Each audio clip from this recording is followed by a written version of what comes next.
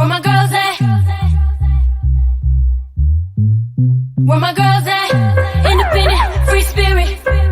Ooh, it's so serious. Where my girls at? We ain't linked up in a cool minute. Where my girls at? It's going down, down. Where my girls at? It's going down, down. It's going down tonight. We going out tonight. Yeah, right. We going out tonight. It's going down tonight. Yeah, right. It's going down tonight. We going out tonight. Yeah, right. We going out tonight. It's going down tonight. Yeah, right.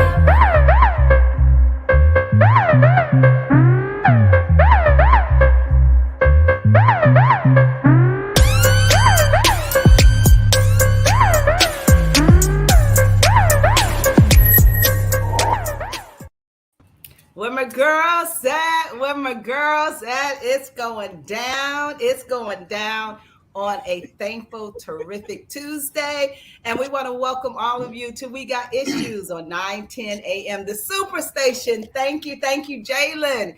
You are hanging out with the force of friendship. We got Caterina Harris Earl, Gloria Mayfield Banks, and Sabrina Goodwin Monday. We are from all across the country. I'm your host on today, Crisette Ellis from the D, and we're excited to come to you Monday through Friday from 6 to 7 p.m. with issues. Sometimes the issues are our issues, and sometimes it's everybody else's issues. But what we know for sure is everybody got them, and we love to talk about them all. You know, we're classy, sassy, messy. I won't call no names, but by now I think you know all of our personalities. And so today we are excited to have another enlightening, exciting show, and we're going to meet our guests in a little bit. But today's show, we're going to be talking about better and not broken. And it is, we're going to be meeting Marvin Cotton Jr., who was incarcerated, you guys, for 19 years, 7 months, and 12 days. Let me say that again. Incarcerated wrongfully, 19 years, wow, 7 months, and 12 days. That's a long time to serve or to be incarcerated for a crime you didn't commit. And you know, as sad as that is, there are so many other African-American men that are in prison right now serving for a crime they did not commit. So I'm excited. I didn't even want to know the fullness of his story because I really wanted to hear it for the first time on We Got Issues. And so he's going to be joining us in a little bit, but I want to hear from the girlfriends today. Those of you that follow me on Instagram and on Facebook, y'all know everything is about Kiara and her wedding that's coming up next year. And we are so excited. So you guys saw, we posted, we've gone to several bridal stores, and she went to the first one, and we thought, I was like, you know what? I think you're doing good. First store, you love the dress. Yes. But of course, we had to go to a couple other stores, and she found this one dress. And I said, when you know she was about to squeeze out a tear, that's when you know it's the right dress. So she found this dress and fell totally head over heels in love with the dress. So we went back today, but of course, Kiara is such a family-oriented young lady. So she wanted all her aunts and her cousin to go. So all of my sisters, okay, and my niece, we showed up. This lady wasn't ready for them. Lord, everybody got an opinion. Try this on, try that on. I said, Lord, I said, Kiara, at the end of the day, you got to pick the dress that you love. So she was able to do that. But it's just a fun time, you guys. This hopefully only happens once. And just excited for her, the journey, trying to document it all. And she's excited. We're all excited. And of course, her aunts, they bet not be out of town on that special day because Kiara is expecting Caterina, Sabrina, and Gloria to be up in that wedding. So excited about that. Let's hear from our girl, Caterina Harris Earl. What's going on the West Coast? Are you on the West Coast or are you in Chicago? I am. I'm on the West Coast. I got my booster yesterday, and I did have a side effect. I was going to do the booster and the flu shot. Gloria, I know you did it. And when I went there, the nurse looked at me like, I could tell from her face. She said, "You could do it if you want to." And then she looked at me like, I do this for a living. You might want to wait. And I'm really glad I waited, because on this booster, I had a reaction. So, not, I mean, it feels bad when you're in it, but temperature, like, a few things that were going on. So, but I'm getting boosted, y'all, because this thing it's a lot going on out here. It is a lot. And California has been in the news.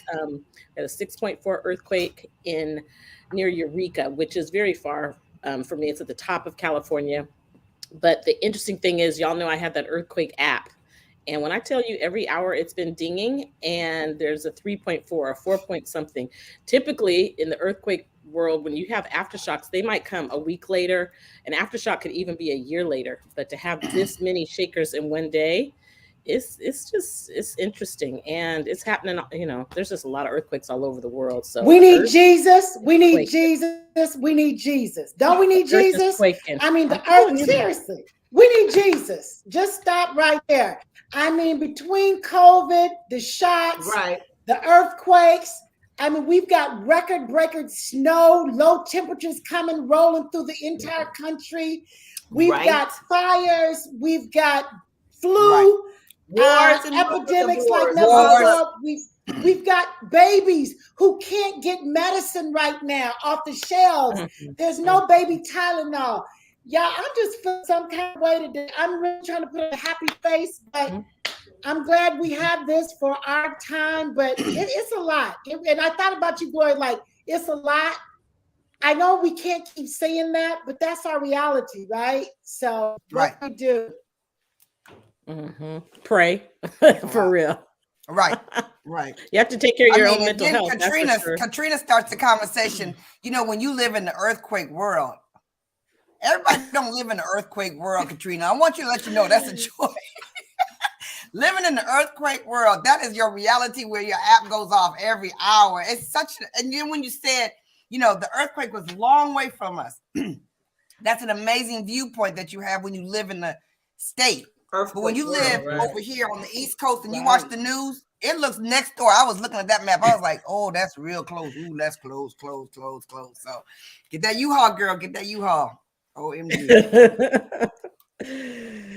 Yes. If it had been in a more populated place, it could be worse. Yeah, we're good. You're looking good, Gloria. Looking good. Gloria, what's going on? Oh, thank you. Travel, y'all. Seriously, COVID is real. You can get excited about on the airplanes. People are wearing their mask. Some are, some not. Christmas travel is real. So if you're traveling for Christmas, it's real, you guys. The traffic is real. The airports are. We had a 6 a.m. Now I really try. I said to myself often, aren't you old enough not to catch a 6 o'clock flight yet? But we had a 6 o'clock flight out of Dallas. And it was filled with babies. I mean, filled with babies. So if you're traveling, please be clear that you need to get there in plenty of time, way in advance. And they said it's everywhere. It's on the roads, it's in the trains, it's in the planes, everywhere. Everywhere there's a lot of traffic. People are tired. There's two things going on. People are tired coming out of COVID, and people are afraid they might go back into COVID. And then, like you said, Jesus, we need him bad. China is looking real crazy. And what happened is it happened to China first, then it floated over here. The president of Ukraine is supposed to be here on Wednesday, meet with the president. So we will be praying for that meeting because that's a big, big, big statement. And then on the news today, you guys, the Taliban has taken over Afghanistan. And one of their major things is to shut down women. They've already made them, they had to cover their hair. Then they have to, when they're in the streets, they have to wear dark or black. They can't even wear colorful. Wow. Then they had to cover their face. Then they took them out of the secondary schools in March. And today, effective immediately, all women must leave colleges today. Like, you cannot get any extra education today. You can't go anywhere unless there's a man with you. You can't work unless it's dictated that only a woman can do this. There's these little pop-up schools that are going on over there. where she interviewed a woman that wanted to be a doctor. She interviewed a woman who wanted to be a professional soccer player, and they are learning how to knit so they can make dresses because it's the only money that they can make. So it's a lot. It is a lot out here. It's a lot out here. It's a lot here, and it's a lot everywhere, but that really took my head because we're so privileged in so many ways. Yeah. In so many ways, we're so privileged. I mean, you guys, it was a year and a half ago, these same women had freedom. And so she talked to the 17-year-old who grew up in freedom. And then all of a sudden her world has shut down to nothing at 17 years old. At 17 years old, the women that were the newscasters, they decided one day no women can carry the news. Just no women on the news. So I mean, it's so really volatile. Today, announced today has to start. Bam, you cannot go to school anymore. So yeah, there's a lot. Unfathomable. You know what, Gloria, when we hear stories like that, it's just a reminder, as bad as, things have been here in the U.S. and we know some crazy stuff has gone down. Things have happened, over these last 3-4 years that we would have never or imagined could happen in the U.S. Still, when you look around the country, it's somebody's always going through something more challenging, more difficult than you are. So that just hurts my heart so much that, these women who have such promise and have goals and aspirations in a matter of a few minutes or announcements, that is all gone. Yeah, somebody could have a cure for cancer. Somebody could have a cure for climate change. I mean, brilliant women that could be, destined for changing the world, and you're going to block it. But you know what? In the end, somebody's going to pay for it. That karma, I'm telling you. It's unfortunate. Sad. Very sad. Unfortunate. Yep, that's what's going on my Afraid of what women can do. So I'm excited about our guests. Sabrina, what's happening with you? What's happening? I already said my spiel. Let's go on to the guest. I ain't got nothing else to say. Y'all done wrapped it up, okay? Other than Trump, wrapped it up with a bow. Goodness, that's some big news there. But let's go to our guest speaker, Lady Crisette. Okay, all right. Well, we're going to bring him on. I'm going to do a real brief introduction before we go to our first break. But we're going to ask Dorothy, bring on our guest, Mr. Marvin Cotton Jr. There he is. Welcome, welcome, welcome, Marvin, to We Got Issues. We are so excited to have you with us on today, and we are just waiting to hear your story. I know that your story, unfortunately, is not a story that we haven't heard before. Some of the information might be a little bit different, but there are others that have similar stories of being wrongfully arrested and convicted and charged with a crime that they did not commit. So I'm going to tell you a little bit about Marvin, and then Marvin, after we come back from the break, we'll have you give us a little bit more. Well, Marvin Cotton Jr. is a community leader, business owner, a justice advocate, lecturer, former candidate for Michigan State Representative, vice president and co-founder of Organization of Exonerees, author, and a Detroit native son, where he acts as a community engagement specialist and positive behavior mentor. Cotton's unique journey is being wrongfully convicted after spending 19 years, 7 months, and 12 days in prison in a natural life sentence, gives him a multifaceted perspective of our system and ways to improve and to impact on Michiganders and others that found themselves in that same situation. When we come back from the break, I'm going to have Marvin just talk a little bit about his journey and how it all began. You guys, you're listening to We Got Issues with the Force of Friendship on 9:10 a.m. The Superstation. We'll be right back after this break.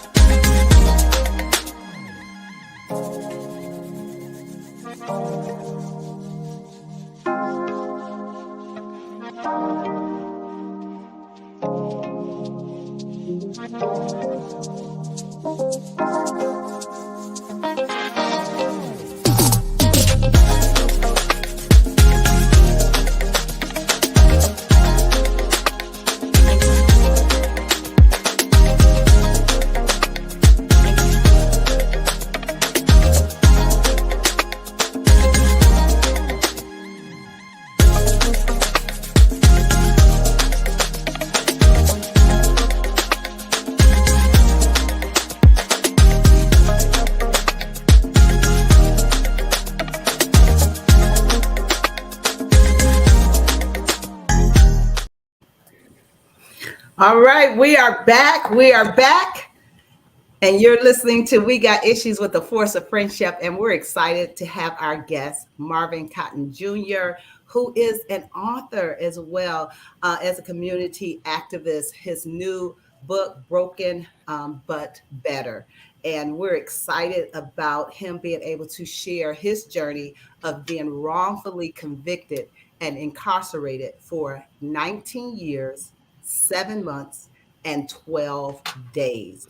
That's a long time to be in prison for something you didn't do. So Marvin, again, welcome to the show. We're excited to be here and thank you for all that you do. I'm honored to be here. Excellent. So just tell us a little bit about your journey. Talk to us about, how did you end up getting arrested? And then we'll talk about your book. Thank you. I'm honored to be here. Honored to be here with you ladies. My journey, this part of my journey started about 23 years ago in 2001. I was arrested. A friend of mine was murdered, and in a very tragic situation. And the police kind of turned their attention towards me. I had some issues with law enforcement. Before that, I filed a complaint against law enforcement officers, which didn't make some of them happy with me. They had broke into my house. I filed a complaint against them, and the complaint actually eventually turned into some federal charges against some officers. And, it made me a target. What happened was one of the witnesses in the case, law enforcement, a detective in the case, actually went and got some information from someone else and went and took it to this witness. And the witness came to court as if he had firsthand knowledge of this. And, he didn't say that the officer gave him the information. That was discovered when I was exonerated. So I spent this 19 years, 7 months and 12 days in prison for this crime that I didn't commit. Law enforcement hid a lot of things, and they manufacture witnesses at the same time. So not only was they hiding things that could help me, they were manufacturing things that can hurt me.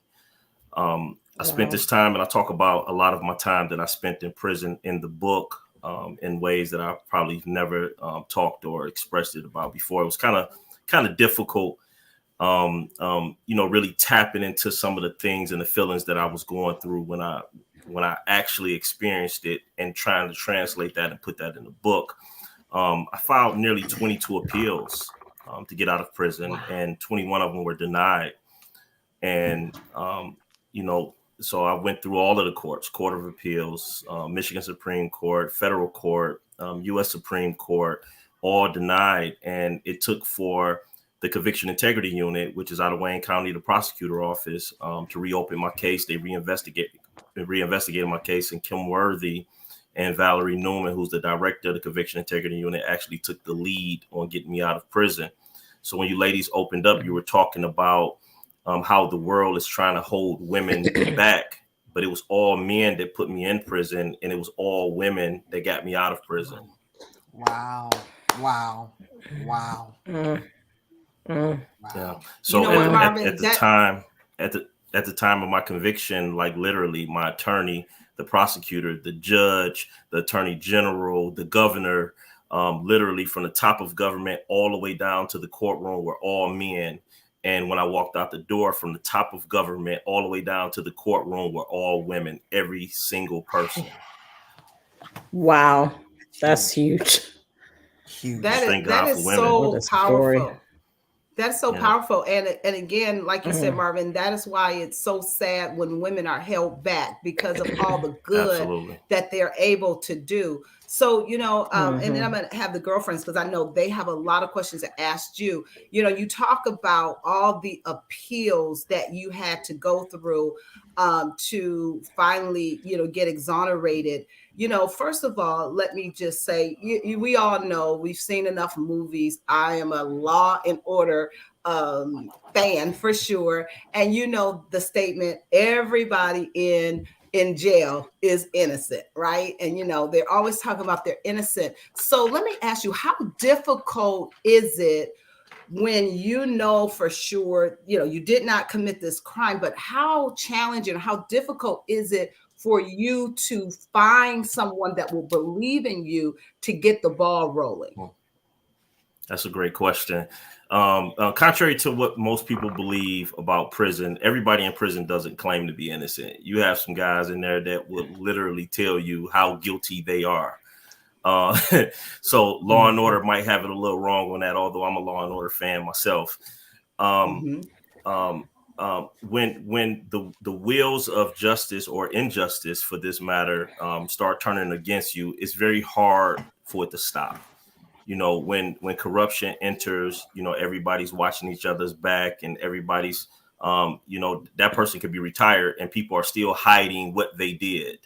And when people start to believe in you, I think that's when I really started to age. So all these gray hairs I have in my beard came from when people started to believe in me, because your days get longer. Your days get longer when people start to believe in you, because you finally okay, people can see the truth. And then that's when time really starts. I have a question. Your story is riveting, and it's just so disheartening. And in this day where we see so many people that are challenged with mental health, and can you talk about what you did mentally to live with 19 years, hard enough to be in jail, I'm sure, for 19 years, but just the torment of knowing that you were innocent, and how do you continue to keep hope alive? And can you just talk about that? Because that is honestly remarkable. People always say, I could never do that. I could never see myself surviving that. And I probably would have said the same thing had I been posed, with, the question or seeing somebody else's life. But the only way that I was able to make it through is, number one, having faith in God. My daughter, whom is 24 years old now, she was my motivation, just to keep fighting forward, to get back to her, to get back into her life. And dying in prison, the thought of dying in prison, with these lies, I couldn't live with believing that I was going to die in prison in the face of that. And I didn't want to die in prison not having established a legacy. So those were my major motivating factors. I refused to die in prison. That's so huge. I have a question. One of my questions is, was there anyone in the prison system that was supporting you at all? Is there any facility in the prison system, because they know this exists, to help those who believe? I hear what you're saying about the people that are outside of prison, but is there anything in the prison that supports this fight that you had? Well, when it comes to the way that the institution is set up, staff is not really an aid to you. Every now and then you'll find an anomaly that where a staff member just their heart is so big, they have such a great heart that they may assist you in some way. But far as your growth is literally going to come from the circumstance being the teacher and the brilliance that's locked in there with you, because there's some brilliant minds in prison. So I was able to learn from, in conversations, debates, arguments, literally being hand-fed lessons from other prisoners. And then when I became responsible and a mentor for many other prisoners, that kind of forced me to kind of make sure that I continued to eat so that I had something to feed them. Wow. Wow. And when you come out and talk about your experience, could you tell me what is the most amazing thing that people find out about prison that they didn't know? Because, there's a lot of conversation, but we don't really know the truth if you haven't been in there. But what is, when you tell them and they go really, what are they most amazed about? I've never been asked that before. So that's a great question. I think it's a difference between the county jail and prison. The thing about county jail that is most pronounced is it's so gloomy there. You can feel that everybody is fighting for their life. You know, everybody is fighting. You can feel it. It's just, it's very depressing. You know, that's where my growth started at. You know, I went into jail not knowing how to read or write. And before I left the county jail to go into prison, I was writing letters for other prisoners. And about a year into prison, I think I wrote my first book, never published until just now. But I think that the brilliance that you see in the prisoners will probably catch everyone off guard. People say it all the time, like some of the smartest people are locked up, but it's really true. I'm a product of other, you know, very intelligent, highly intelligent prisoners. I went into prison not knowing anything. I went into prison not knowing how to read and write. Growing up on the west side of Detroit, not only in the neighborhood but in the streets. And from that womb of prison, I was able to grow into the man that I am today. And I hope that I'm not finished. Wow. Marvin, that's so powerful. How old were you when you went into prison? 21 years old. 21 years old. Wow. Well, Marvin, we're going to go ahead and go to our second break. When we come back, we want to talk a little bit about your book that you started in prison and now it is published. And we want to hear a little bit about that when we come back. You're listening to We Got Issues with the Force of Friendship on 9:10 a.m. The Superstation. We'll be right back after this break.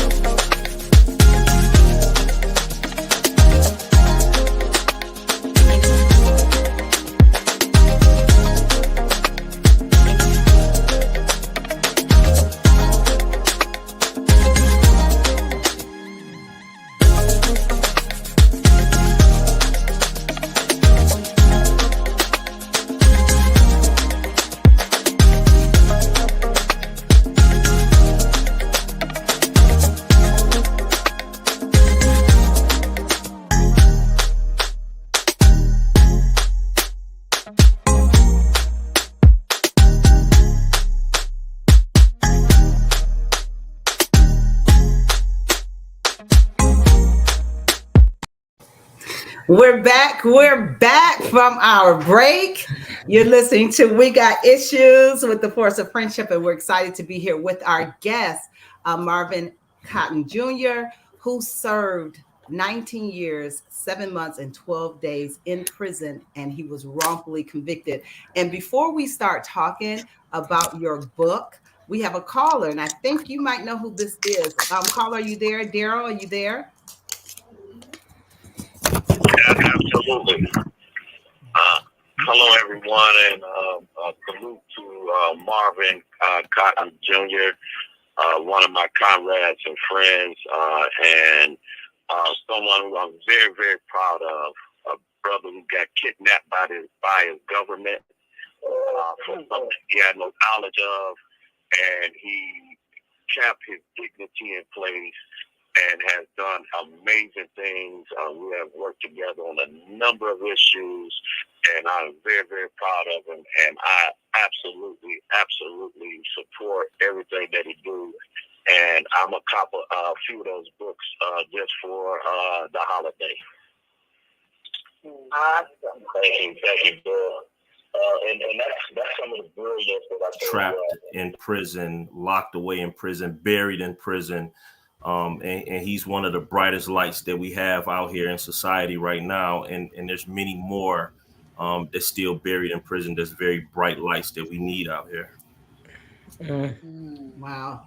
Thank you, Daryl, for calling in on today. And of course, you know, we support you and all of the good that you are doing as well. And it's just amazing to see and to meet so many men that have been incarcerated wrongfully, and others that are getting out and just doing amazing things in the community. It's just so powerful. So we salute you, Daryl. And again, thank you for calling in. Marvin, before we go to your book, I think Gloria had a question, and then after that, we want you to tell us about this book. Yeah, I definitely want to hear about the book. I'm so interested, Marvin. I'm from Detroit as well, and from the West Side as well. So my question to you is, how is it in 2020? How is it in 21? I think you said this happened to you, that you would go into the prison system and not know how to read and write. Was it the community that let you down? What was it that let you down for you to be such a mature individual, but not have the skills of reading and writing at that time? What is your thought about that? Because one of the reasons I asked that question is because we have so many listeners from all over the United States and the world, and they belong to big cities who have the capacity to serve our community, but are not. Right. I grew up in a very abusive household. I had an abusive father who was also a drug addict. And, you know, when I went to school as a youngster, I was thinking about what was going on at home with my mother. I was worried about my mother when I was in elementary school. So my mind wasn't in the classroom. So after so long, I grew up, you know, never really learning or keeping up with the rest of the class. And I just fell so far behind. But I was a highly functional illiterate, to where, you know, anybody that know me would never know that. Right. But after I got locked up, I was able to use, you know, my memory. I always had a very sharp memory. I used that to teach myself how to read and write. I had a lot of pride, so I wouldn't allow anybody to teach me. So I taught myself. Really? And wow. Yeah, absolutely. I taught myself, used my memory, and I took it serious. A female friend of mine at the time, I had tried to write her a letter when I was in the county jail. And when I called home, she checked me in a very good way, but she put the fire to me and told me she expect better. And that I was too smart to have sent her a letter that looks like that. And she's my fiance now. So obviously the way she checked me was good enough. Very interesting. Very interesting. Because you definitely got color coordinating going on with the burgundy flowers and the burgundy outfit, the burgundy and the burgundy calendar. And you got a whole lot going on in your favor. So I really want to know that. Thank you. That's awesome. We have another caller, and then I promise you we're going to talk about your book. Robert, are you there?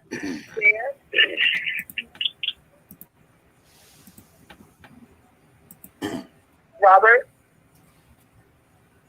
We'll come Okay. back. I don't know if it's hung up, but let's go ahead and move to your book, Better Not Broken. Better Not Broken. And, just thinking about 19 years, 7 months, and 12 days, how do you become better and not broken? Talk to us about how this book started and where it is today.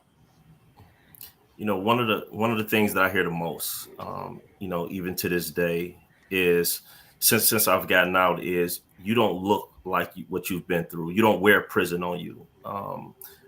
If you had not said it, I wouldn't know. So I think that kind of shines through me to the point, and I thought about all those things as I sat down with my team and we started coming up with a name for my business, which is Better Not Broken LLC. And it made sense for me to write my book entitled Better Not Broken as well, because that's the spirit in which I try to do everything. Doesn't mean that I didn't suffer damage, because I did. Doesn't mean that I wasn't hurt and had, some really bad days, because I absolutely did. I write about it in my book. I really get off into my own head and my experiences and how rough things can be in prison in my book, so that the reader can actually experience what I've experienced without having to go through what I've been through, but also outline how I was able to flip what I was going through and turn it into a positive. For example, although I was in a prison cell, I turned my prison cell into my own personal university. That's where I taught myself. That's where I grew. That's where I read over 2,000 books in that nearly 20 years. Wow. So, I've always kind of had the art of being able to repurpose my environment. And I talk about that in the book as well. But to be better, not broken, doesn't mean that you haven't suffered or haven't been hurt. It just means you see the teacher in the circumstance, and you see the teacher in the pain, and grow beyond the pain into a different creature, a new creature. You know what? So that's time. So powerful. Go ahead, Chris. Sabrina. Go ahead. And then, okay, I was just going to say, I love when you said repurpose your environment. Sabrina, we're going to come right to you. We have a caller. Robert called back, and then we'll go to your question. Robert, are you there? Yes, I'm here. Awesome. Well, we got issues. Yeah, can you hear us? Yes, I can hear you now. Thank you. Okay, great. What's your comment or question for Marvin? Yes, first of all, I'd like to congratulate Marvin Cotton for the wonderful work he's done since his release. Commend him on the job he's done with his book, and just listening to him as giving me inspiration. One of the things that I do want to touch pose to Cotton in terms of, Marvin, in terms of a lot of guys when we do return home, because I'm a returning citizen myself. One of the challenges that we do face is the transitioning from that environment to the environment that we enter. And so, in terms of what was it that made the transition better for him, and what advice would he offer to those who are transitioning from that environment, dealing with the trauma, especially for someone who was incarcerated for something that he didn't do? And so my question to him is, what are the suggestions would you offer someone who's returning, transitioning from that environment to, society where we're so stigmatized, and what steps would you take, or did you take, to overcome those things? Great question. The Nation Outside, which it's ran by returning citizens, completely ran by returning citizens, as well as what we do is advocate, and we help returning citizens once they're out. You definitely need to check us out, Nation Outside. Now, first off, always keep an open mind for therapy. Period. We all need to talk to somebody. After going through something as traumatic as prison, the fact that you said you were in prison, I know some of the things you've seen. I know some of the things that have come very close to you. We need therapy, bro. We have to be open to sitting down and talking to somebody. Not only is that for you, but anybody else you know that's returning to society, make sure you advocate that. We have to be pro-therapy. That's number one. Number two, I never set a standard for myself to transition back to what is normal. I knew that the life that I wanted to live and the things that I wanted to do is things that I've never done, as well as the people that's around me. So I didn't try to come out here and live up to nobody else's standard. I knew that things were going to look different, even though I didn't know exactly what they looked like. I know what God showed me. And the things that he showed me, I make sure that I place my feet there. But sometimes the steps in between, you don't know. You just got to have faith and keep moving till you see that next step where you place your foot at. But never try to live up to nobody else's standard. And when you see yourself fall into any old habits or routines that you used to have, stop and know you're moving in the wrong direction. Wow. Very good. Thank you, Robert, for calling. We got issues. We appreciate it. Marvin, oh my goodness, all of those are some excellent steps. Pro therapy, everybody needs a good therapist. And you know, absolutely, what's normal is not necessarily normal when you got out since going in at 21. We're going to go to our final break. And Sabrina, when we come back, we're going to go directly to you to ask your question. You all are listening to We Got Issues with the Force of Friendship. Our guest is Marvin Cotton Jr., and he's wrote a new book, Better Not Broken. Stay tuned. We'll hear more about it after this break.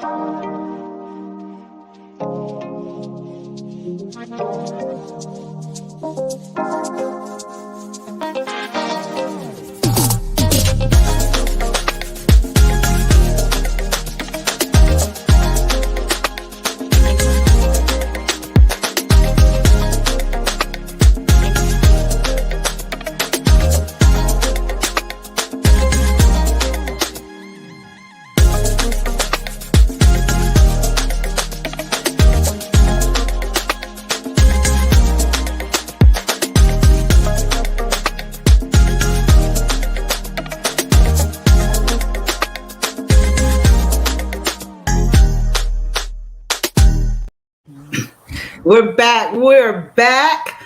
For our final segment of We Got Issues for today, and we are talking with Marvin Cotton Jr., who just finished his book and is the author of Better Not Broken.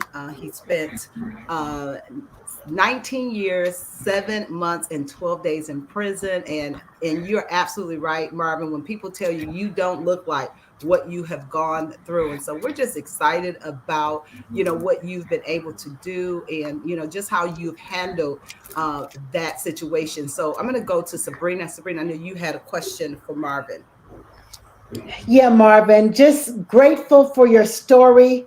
We talk about the 19 years, the 7 months, the 12 days, but what got me was the 22 appeals and 21 denied. Just the wherewithal to continue to fight for freedom. I'm very familiar with the Innocent Project. And I have a really good friend in London who's an attorney who is very involved there, who's an attorney. And I went to his office a few months ago, and he showed me the stack of mail he gets daily from family members of innocent people incarcerated. And he said, Sabrina, we don't have the money, we don't have the manpower to get these people out of jail. But he said, until I die, that is my life's work. And so I'm just grateful, and I send money to the Innocent Project, and I just believe, you got to tell us how we can help fund programs like this. What was the process? Because we have somebody listening tonight who has a family member, and they don't know where to start. They know the family member is innocent. What was your start? And the process was long and arduous, but thank God you did not give up or give in. So talk about the process a little bit.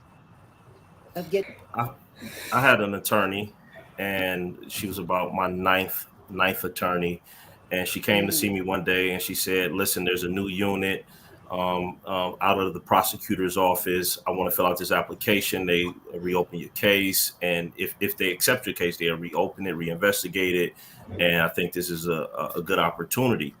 And I told her that I didn't want to do it because I didn't trust the prosecutor office and I didn't trust any of them. And I don't want to do it. So she asked me why, and I gave her a list of reasons why. And then she said, "Are you finished?" I said, "Yes." She said, "Well, we're going to do it anyway." So I sat there. We filled out the application together. She submitted the application. They accepted my case. My case was pretty extraordinary. So it took like 2.5 years for them to reinvestigate it. And then I was exonerated October 1st, 2020, due to the effort of that crew of women, all women on the team, all women prosecutors, all women investigators. And it was pretty extraordinary. The judge was very passionate. You can look it up on YouTube. When a judge, don't pay attention to the sniffling in the background. That was somebody crying. May have not been me, but the judge, she was very passionate. 9 attorneys, Marvin. How do you end that relationship? Or do they just not work right for you? So you say, I'm going to somebody else. What was that like going after attorney after attorney? You have attorneys that, sometimes they're more interested in just getting the money out of your hand and doing as less work as possible. And then you have attorneys like my last attorney that walked me out of prison, Caterina Harris Earl. She was court appointed. So they barely get paid for those cases. And she sent me money for stamps to make sure that I could write her and my family. Wow. And she really believed in me. By that time, I was telling attorneys, like, listen, if you don't believe in my innocence, then we can part ways right now. And she believed in me, and she fought for me just like that. Marvin, what is the process? You can't get 19 years back of your life, but is your record wiped clean? Yes. What is that process so that you can continue on with your life? And how do you start to rebuild financially? When you exonerated, that means you've established your innocence. And if it wasn't on your record before that conviction is completely wiped off. So I don't have a record. I don't, because I was never supposed to be in there to begin with. So, not an easy process. You still get flagged. You get pulled over by the police immediately after your exoneration. A first-degree murder conviction comes up, and everybody's looking crazy. Like, hold up. What are you even doing standing here? So it takes a process to get that off. I helped co-found an organization called the Organization of Exonerees. It's a nonprofit. People can donate to this organization. But what we do, we travel all around the country. We do a lot of work in Michigan. We just got back from Missouri. We advocate for innocent people. We get heavily involved in their case and make sure that we get attention and eyes on it. We also give wraparound services for other people that's been exonerated. So when innocent people come home, we wrap our arms around them. We get them resources. We make sure they get ID, vital documents, get therapy. So I do a lot of work with that organization. We just spent a week out in Missouri on Lamar Johnson's case. The judge should be making a decision on that case really soon too. If you're from Missouri, St. Louis, definitely check out Lamar Johnson. Wow, are there resources for someone who is wrongfully convicted? I mean, does the city, are there resources available to compensate you? The thing about being exonerated is different. When you're on parole, you're still connected to the state, so you still have resources. But when you're exonerated, it's like a clean cut and everybody throw their hands up. And one of the most painful things about being in my position, being exonerated, is the government freed me, but then a different aspect of the government hires attorneys to fight me because they don't want to pay. They value the dollar over human life. Which is the reason we don't see more innocent people being exonerated. We know that the criminal justice system have been weaponized against Black, brown, and even poor whites. But Black and brown get it the worst. So we know that there's a lot of innocent people in there. But the reason that the government is slow to move on it is because they value the dollar over human life. Well, that's so sad. Marvin, as we get ready to come to the close, I have one last question, and then I want you to tell everybody how they can get your book. Did anything ever happen to the officers and those who lied on you? I mean, were they brought to justice? There's something called qualified immunity. So officers are rarely ever held accountable in any case. In Michigan, in the last 3.5 years, you've had 36 exonerations. In fact, 37. I just walked a guy. The Organization of Exonerees, we just walked a guy out of prison yesterday. He was exonerated after doing 8 years. And there's never any law enforcement held responsible, no matter what they do. And then when lawsuits are filed, it's the citizens that's footing the bill because we are the taxpayers. Wow. Oh my goodness, Marvin, I can hear the music. Is playing in the background. This was just not enough time for you to unfold on the rest of your story. But real quickly, we want to again give your book a shout out. Better but Not Broken. Absolutely. They can order it on Amazon, right? And they can also follow you. Amazon bestseller right now in 10 different categories. So the book's been out a week. It went to #1 in the first couple of days, and it's still been #1 over the last several days, and leading in 10 different categories. Check it out on Amazon. Order it on Amazon, and you can also order it on MarvinCottonJr.speaks.com. MarvinCottonJr.speaks.com. Well, Marvin, thank you so much for sharing your story with us today on We Got Issues, and we wish you all the best. All right, you guys, thank you for joining us, and we will be here tomorrow from 6 to 7 p.m. Enjoy the rest of your evening. Goodbye, everybody. Bye-bye.